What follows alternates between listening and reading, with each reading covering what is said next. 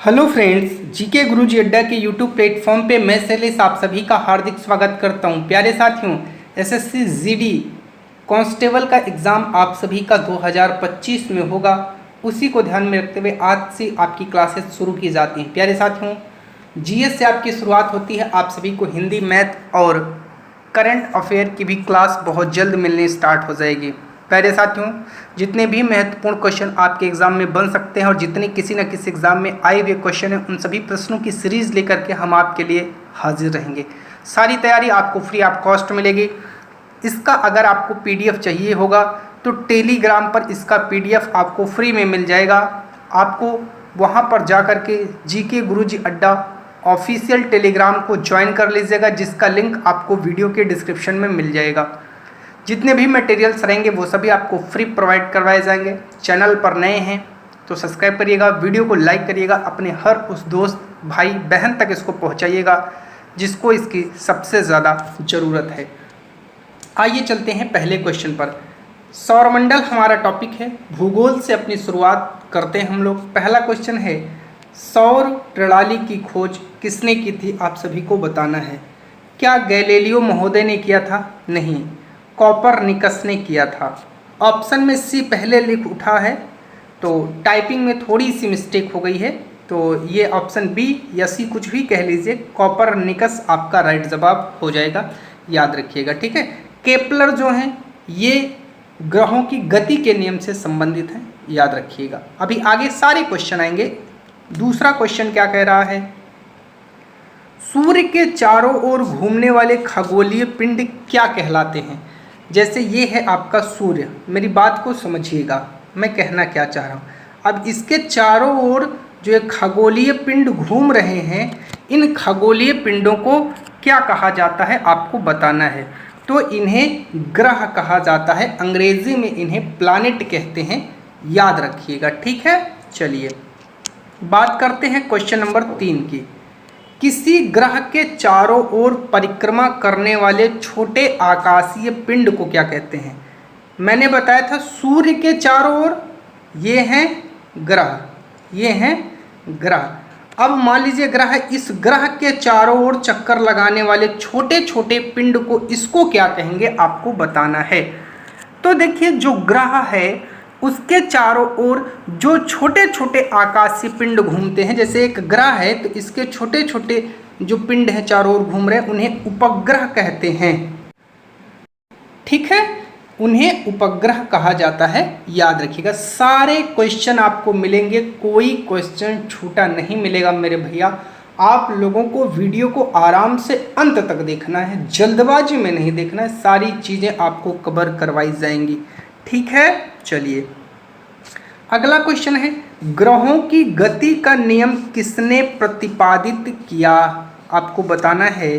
तो देखिए, ग्रहों की गति का जो नियम है उसको प्रतिपादित करने वाले आपके केपलर महोदय हैं, याद रखिएगा। कौन है? केपलर महोदय हैं। चलिए, सूर्य के चारों ओर घूमने वाले ग्रहों की कुल संख्या कितनी है? तो उनकी संख्या है 8। वो ग्रह कौन कौन से हैं? तो नाम सुन लीजिएगा, बुध, शुक्र, पृथ्वी, मंगल, बृहस्पति, शनि, अरुण, वरुण। ये आपके 8 ग्रह हैं जो सूर्य के चारों ओर चक्कर लगाते हैं।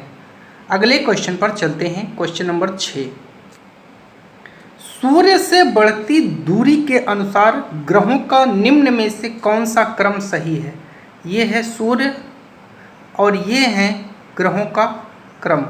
आपको बताना है सूर्य से बढ़ती दूरी के अनुसार ग्रहों का क्रम। तो सबसे नज़दीक आपको पता है बुध है, बुध के बाद आप सभी को पता है शुक्र है, मैंने अभी नाम गिनाया था, फिर मैंने आपको पृथ्वी, फिर मंगल। पहला वाला आपका सही जवाब हो जाएगा। ऊपर मैंने क्वेश्चन में जो एक्सप्लेन किया था वो क्या था? वो बढ़ती दूरी के अनुसार ग्रहों के क्रम को मैंने आपको एक्सप्लेन किया था। क्वेश्चन नंबर 7 पर चलते हैं और 7 का राइट जवाब देखते हैं क्या होगा। कह रहा है पृथ्वी से बढ़ती दूरी के अनुसार ग्रहों का निम्न में से कौन सा क्रम सही है? पृथ्वी से बढ़ती दूरी के अनुसार। तो देखिए, पृथ्वी से बढ़ती दूरी के अनुसार आपका जो सही क्रम है वह शुक्र, मंगल, बुध, बृहस्पति। बी वाला ऑप्शन आपका राइट जवाब हो जाएगा, याद रखिएगा। क्वेश्चन नंबर 8 पर चलते हैं और देखते हैं 8वां क्या कह रहा है। आकार के अनुसार सौरमंडल के ग्रहों का अवरोही क्रम क्या है? आपको अवरोही क्रम बताना है, तो जल्दी से आप लोग 8वें का राइट जवाब दीजिए। अवरोही, अवरोही का मतलब क्या हो जाएगा? अवरोही का मतलब होता है, पहले ये जान लीजिए, बड़े से छोटे की तरफ। तो सभी को पता है सबसे बड़ा बृहस्पति यहाँ है, बृहस्पति यहाँ है, बृहस्पति यहाँ है, यहाँ है। उसके बाद शनि भी सब में मिल रहा है। फिर अरुण आता है, वरुण नहीं आता है, तो 2 ऑप्शन आपके कट गए, यहाँ भी अरुण है। फिर वरुण, वरुण, पृथ्वी, पृथ्वी। फिर शुक्र आता है कि बुध आता है, तो शुक्र आता है, बुध नहीं आता, मंगल और बुध। पहला आपका राइट जवाब हो जाएगा। ठीक है, किसी भी प्रकार की कोई समस्या हो तो कमेंट जरूर करिएगा। 9वां, निम्नलिखित में से कौन सौरमंडल का भाग नहीं है? बताइए जरा, कह रहा है कौन है जो सौरमंडल का भाग नहीं है? तो क्या क्षुद्र ग्रह भाग हैं? तो बिल्कुल हैं, गलत हो जाएगा, नहीं पूछा है। धूमकेतु भी होते हैं, गलत हो जाएगा, ग्रह तो हैं ही हैं। तो इसका राइट जवाब क्या हो जाएगा? निहारिका। क्या हो जाएगा? निहारिका हो जाएगा, याद रखिएगा। अगला क्वेश्चन है 10वां, क्या कह रहा है? तारा मंडल क्या है? जरा बताइएगा आप लोग, तारा मंडल क्या है? पृथ्वी से समदूरस्थ तारों की आकाश में एक विशेष आकृति है? नहीं। ऐसे तारों की आकाश में एक विशेष आकृति जो पृथ्वी से समदूरस्थ नहीं हो सकते, बिल्कुल बी वाला आपका राइट जवाब हो जाएगा, याद रखिएगा। ठीक है, चलिए क्वेश्चन नंबर 11 पर चलते हैं। अंतरिक्ष में कुल कितने तारा मंडल हैं? आपसे पूछ रहा है जो आपका अंतरिक्ष है वहाँ कितने तारा मंडल हैं। तो आपके अंतरिक्ष में कुल 89 तारा मंडल हैं, याद रखिएगा। कोई क्वेश्चन नहीं छूटेगा मेरे भैया, सारे क्वेश्चन इसमें सम्मिलित हैं। निक्स ओलंपिया, ओलंपस पर्वत किस ग्रह पर स्थित है? आप सभी को पता होगा, निक्स ओलंपिया सबसे बड़ा पर्वत है जिस पर स्थित है वो है मंगल ग्रह पर स्थित, और वहाँ का सबसे ऊंचा पर्वत भी है, याद रखिएगा। ठीक है, 13 पर चलते हैं। कह रहा है पार्थिव ग्रहों की संख्या कितनी है, आप लोगों को बताना है। तो पार्थिव ग्रहों की संख्या जो है आपकी वो 4 है। कितनी है? 4 है। आगे बात करते हैं क्वेश्चन नंबर 14। निम्नलिखित में से कौन एक पार्थिव ग्रह नहीं है, आपको बताना है। तो देखिए, बुध है, शुक्र है, मंगल है, लेकिन जो है शनि नहीं है। तो फिर आप अभी ऊपर पढ़े थे जो पार्थिव ग्रह हैं वो 4 हैं, बुध, शुक्र, मंगल। तो चौथा कौन सा है? तो चौथा है आपकी पृथ्वी। क्या है? पृथ्वी। तो बुध, शुक्र, मंगल और पृथ्वी, ये 4 पार्थिव ग्रह माने जाते हैं। 15 पर चलते हैं और देखते हैं क्वेश्चन नंबर 15 क्या कह रहा है। बाह्य ग्रह या बृहस्पति सदृश ग्रहों की संख्या कितनी है, आपको बताना है। तो ये भी 4 हैं, अभी आगे बताएंगे कौन कौन से हैं। ठीक है, चलिए। बृहस्पति सादृश्य ग्रहों में सम्मिलित नहीं है। तो देखिए, शनि तो है, ठीक है, शनि है, अरुण है और आपका वरुण है, मंगल नहीं है, मंगल नहीं है। तो क्या हो जाएगा? आपने पढ़ा शनि, अरुण, वरुण। तो ऐसा कौन सा ग्रह आपको दिख रहा है जो अभी तक आपने पढ़ा नहीं है? जरा आप लोग कमेंट करिएगा, जल्दी से बताइएगा, ठीक है, वो कौन सा है? तो इसका राइट जवाब आपका मंगल हो जाएगा, ठीक है। चलिए, तो यहाँ आपका हो जाएगा बृहस्पति। क्या हो जाएगा? बृहस्पति, ठीक है। चलिए, अब अगला क्वेश्चन है 17। क्या कह रहा है, आइए देखते हैं। निम्नलिखित में से किन दो ग्रहों को छोड़कर शेष सभी ग्रह सूर्य के चारों ओर वामावर्त घूमते हैं? मतलब जो दो ग्रह हैं ये दक्षिणावर्त घूमते हैं। दूसरी लैंग्वेज, आपसे क्वेश्चन ऐसे भी पूछ सकता है, दक्षिणावर्त घूमने वाले दो ग्रह कौन से हैं? तो बताइएगा जरा। तो वो हैं आपके शुक्र और अरुण। अब याद कैसे रखोगे कि सर हम भूल जाएंगे कि दक्षिणावर्त कौन कौन से ग्रह हैं जो घूमते हैं? तो याद रख लीजिएगा आप आंसू। क्या रख लीजिएगा याद? आंसू। ऐसे याद रखिएगा, आप अपने आप को एक बार सोचिएगा कि जब हमारे आंख से आंसू गिरता है तो वो कैसे गिरता है? नीचे, अर्थात मैप के अनुसार देखोगे तो वो दक्षिण दिशा की ओर जाता है, नीचे का हिस्सा दक्षिण।